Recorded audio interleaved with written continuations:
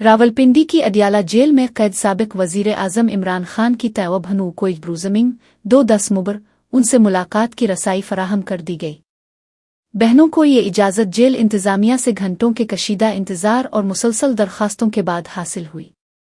इस पेशरफ्त को इमरान खान की खराब होती सेहत और पीटीआई हामियों के बढ़ते हुए इस्तिराब के तनाजुर में एक अहम कामयाबी समझा जा रहा है। मुलाकातों पर लगने वाली हफ्तों की पाबंदियों की वजह से जेल इंतज़ामिया के खिलाफ सख्त बेचैनी पाई जाती थी।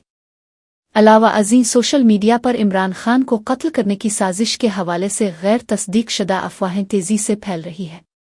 उन गैर मुसद्दिका अफवाहों ने अवामी परेशानी और गुस्से की आग को मज़ीद भड़का दिया है। पीटीआई के कारकुनान जेल में अपने कायद की हिफाजत के बारे में मुसलसल तशवीश का इजहार कर रहे हैं। बहनों को इजाज़त मिलने का ये फैसला बढ़ते हुए सियासी दबाव को किसी हद तक कम करने की कोशिश नज़र आता है।